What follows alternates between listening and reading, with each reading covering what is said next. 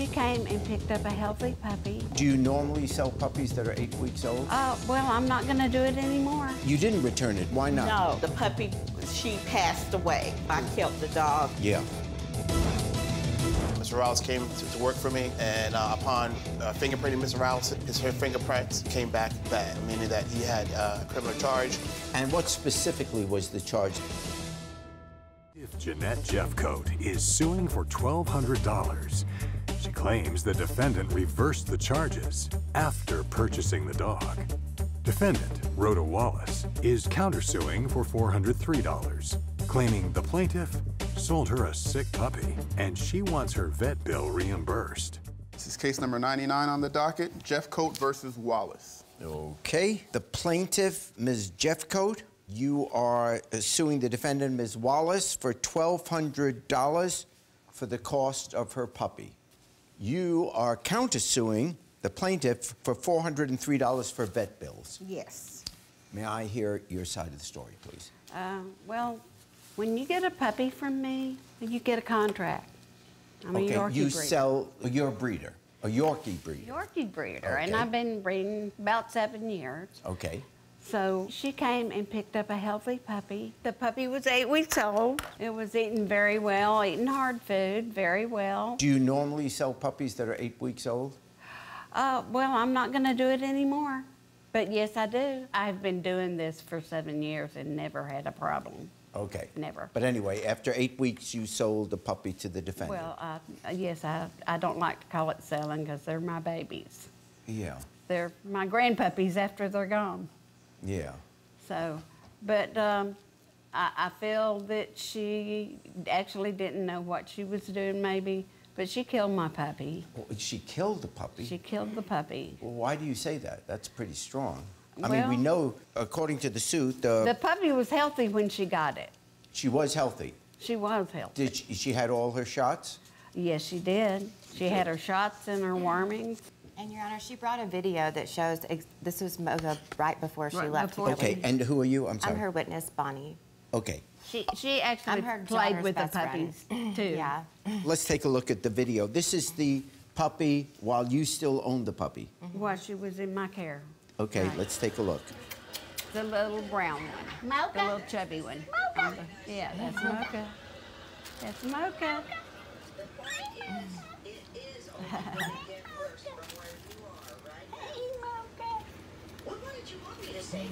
Very nice. Now, oh. Okay. All right, now what happened? I always call to check up on my puppies, at least by the next day that they get their So puppies. you sold her to on see- one day, Uh-huh. and then you're saying the next day or 2 days later, She had her 6 days total. 6 days. and you're saying just in 6 days the puppy got sick? Yeah, well, the puppy got sick under her care. In my contract, if the puppy gets sick while you have it, that's not my fault.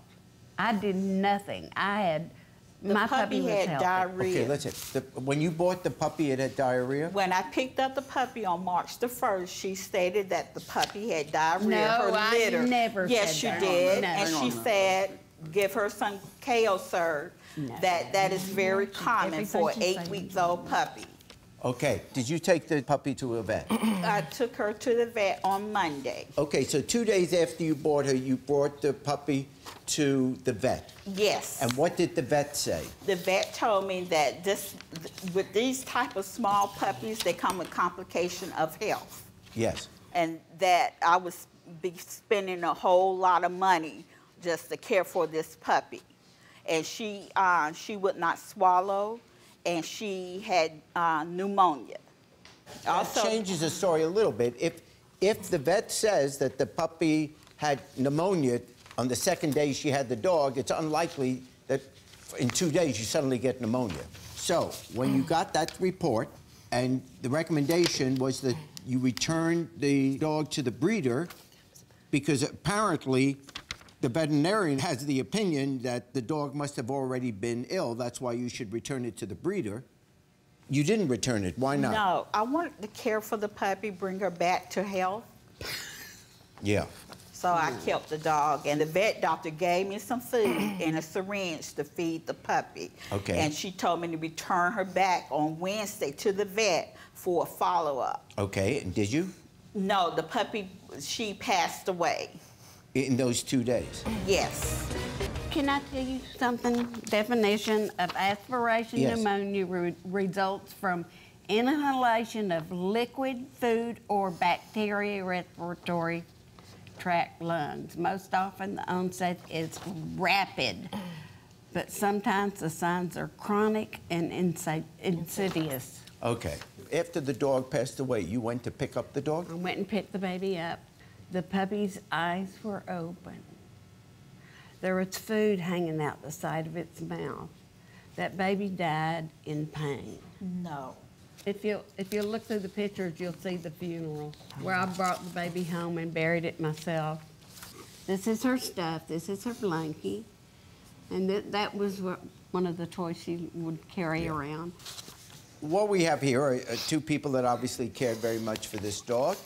And, well, see, she can say the same thing about you, so that doesn't work. I mean... Yeah, okay. I don't think either of you wanted to kill a dog, okay? Can we at least agree on be civil about that? She wouldn't buy a dog because she wanted to kill it.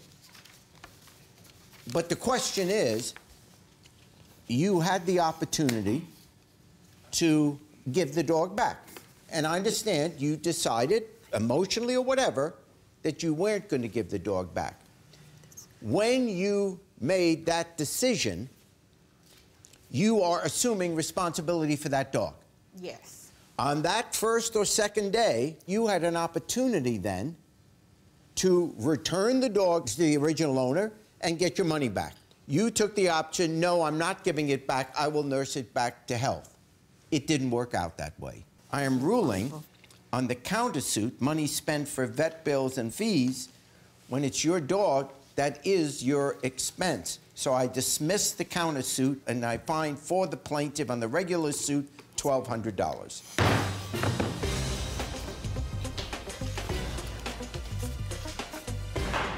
Yeah, I'm going to continue breeding my Yorkies and passing the love of the puppies on to other people.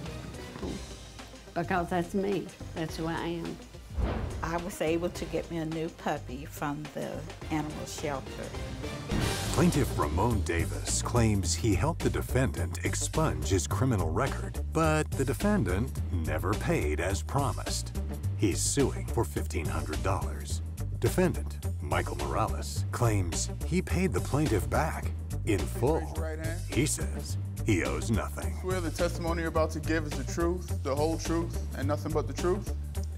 I do. It's case number 188 on the docket, Davis versus Morales. The plaintiff, Mr. Davis, you are suing your former co-worker, Mr. Morales, for $1,500 for an unpaid personal loan. Tell me about it from your side. Good afternoon. Good afternoon. I'm here to get back the money that Mr. Morales tried to stiff me from. I met Mr. Morales from operations manager. Mr. Morales came to work for me, and he wanted to be a bus aide. And a bus aide is the person who sits on the vehicle, watches the kids as they go to and from school. And upon fingerprinting Mr. Morales's, which is one of the requirements, his fingerprints came back bad, meaning that he had a criminal charge, which disqualified him from being a bus aide. A bus aide to the kids, right. So upon talking to Mr. Morales, and Judge, I have that here as Exhibit A, a copy of the... I'll take a look at it. The record that I received from said court. Here you are, Judge. The charge there, the possession of illegal substance is a disqualifying factor. In August of 2018, Michael Morales approached me, asking me if I could help him get his record expunged. And I told him yes, but it would be a fee. It would cost to do that. He agreed to the fee, and in September, I started helping Mr. Morales with the expungement, and I have here as Exhibit B, a copy of the expunger that was You got it expunged? Yeah, it was... Do you get it expunged yes. because he was a minor at the time, or because it's a certain period of time? No, it was a certain period of time had lapsed since the charge. So therefore you can get it expunged. Exactly. The charge was originated in 2009, and in New Jersey you have 7 years thereafter you can get any charge expunged after we Got have it. 7 If years. I could see the... This is my Exhibit B, Your Honor. And what specifically was the charge that was expunged? It was a 10-year-old marijuana charge. And how old were you at the time? I was 18 years old. And it was possession of marijuana? Yeah, possession of marijuana. I was 18, and getting out of high school, I didn't know what to do. Okay. So I was hanging around with the wrong crowd, and... So he did get it expunged for you? Yes. Yep. All right. Very nice. Okay. And other exhibits, Your Honor, I'd like to present to the court, C, D, and F. C is a copy of the court received it, the expungement paperwork that was filed saying that they got it on September 13th. And D is the order signed by the judge to have the hearing for the expungement. And then Exhibit E shows that the order that the judge signed showing the expungement was successfully in December. Now, when these hearings were taking place, you showed up there? Yes, Judge. Oh, so you were literally doing it for him? Yes, Judge. And this amount of money that you're suing him for, the $1,500, is that what this cost? Yes, yes, Judge. For all of Your that. Honor, it was $1,300. Okay. He's saying 15, you're saying 13. We'll deal with that in a moment. But there's no question that he was spending this money to get your record expunged, and therefore you would work for him at the company there. I get the picture. Okay. And he hasn't paid you back yet? He has not paid me back, Judge. Wait, I'll give you a chance in a moment. He has not paid me back, Judge. As a matter of fact, after his record got expunged, he left the company without paying and went and got a truck driving job. And I've been calling him and asking him to pay me. Oh, I got this to do, I got that to do, but I'll take care of you is what he kept saying. I never heard from him. Now let's hear your side of the story. Okay, well, started off in August of 2018. Yes. I was hired with his company as a bus aide, getting paid $11 an hour. Yes. So in September of 2018, I had went to him and asked him, does he know anybody with expunging experience? So him being nice, he was willing to help me. So he paid for it. How did you talk to him about paying it back? The agreement was I was going to work 45 to 50 hours a week, and he was going to take it out from the overtime, from the exceeding the 45 to 50, Judge, that is incorrect, Judge. 50 hours. As a matter of fact, my job, nobody works overtime.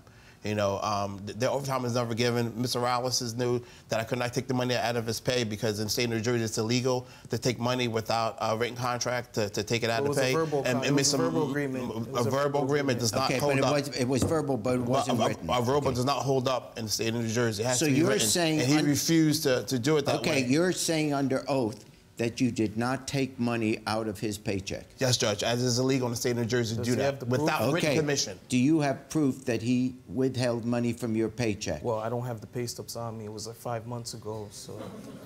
Well, yeah, but do you have bank statements? I mean, something to show, because he's saying it's against the law for him to have done that. Do you have the text where he says he will pay it back? Yes, Judge. May I see those? Yes, Judge. So you're texting him, Michael, it's Ramone, did you send me the $200? And you texted him back, no, I didn't get to send you it. I had to take care of bills I had. It's hard for me to find a job without no experience. I'm going to pay you back the money. I just need to get situated. That was on March. That was an interest payment. But he called me and he told me about an interest payment of $200 extra. Hey, Ramone, I didn't forget about you. Once this money starts coming in, I'll start paying you. So this implies that it's more than just $200 because you say you'll start paying him. So obviously more than $200, otherwise you could just pay him at once. And here we have evidence that you were aware of it and also that you had planned to pay him back. You just couldn't pay him back just yet. Well, me being here is bogus. Like, he's just trying to get me, and then he don't owe me. Whatever the motive is, if you owe him the money, you owe him the money. Now, I want to say on your behalf, if you have some evidence... Well, the evidence I have What here, is the evidence that you paid him back? That's all I need to see. This evidence right here is my final payment because I didn't think much of it, of the interest. So that's my final payment, and that was in May 22nd. It says here, payment towards expungement, $50. Okay. Well, that was the final payment. Well, it doesn't say, but it just says for payment towards expungement. All that shows me is that whatever you owed him, you paid $50. there's no document which says you paid additional money prior. And Judge, I dispute that, Judge, because how did you send that payment to me? I have no record of receiving that payment. Did you notify me to send me a payment? Well, I did. I text you. I have the text message here. Okay, well, did I respond to the text message? Indicating that I received the payment? Any type of payment from Okay. Whatever this is, it's $50. But we're talking either under your case, $1,300, under his case, $1,500. Oh, here you're saying, how much is the total? The total, how much I paid. No, you're asking how much was owed, and he's saying it was close to $1,300, got to charge interest, so make it an even $1,500. This is on May 22nd. I'm willing to say you paid him back $50. And I'm not even going to do the interest thing. Yeah. Because if there's no document that you were going to charge him interest, yes. I just want to know, of the other $1,300... Well, he was taking that out of my check. He's not allowed to take it out unless you have proof. It's against the law. How does he take it out? Where is the written contract which says... there's no written contract. Well, we don't have a written contract. You can't come to court without some evidence, right? Otherwise, I just have to say, well, I like the way you look better. I'm ruling for you. See, in a court, you got to provide evidence. And Judge, I just want to add to the court, Judge, Mr. Wallace not the first person I held up. I had employees who I paid their rent for them, car notes, because I hate to see people down and out. And God bless me, so I'm just trying to bless other people. That's all. I'm just trying to lend a helping hand and help other people prosper. And I think that's really good. I really do. I'm not being facetious. And he took advantage of it. But here's the deal. He's lying. He loaned you that money. There's no question. You're saying you paid him back. We know you paid him back $50. I'm willing to say that. But I don't see evidence of you paying back the rest of the money. I am left with the fact that of the $1,300, the only thing I have evidence for is that you paid him back $50. I fine for the plaintiff in the sum of $1,250. I want to let this one person who tried to take advantage of me deter me from continuing doing the goodwill and good things that I do. He helped me out. He's a good person. Thanks for watching. Now please approach the bench. The way I look at it, you have two options here. Option A, watch more Judge Jerry. Option B, watch more Jerry Springer. The choice is yours. Now get out of my courtroom. You have more clips to watch. And don't forget to subscribe.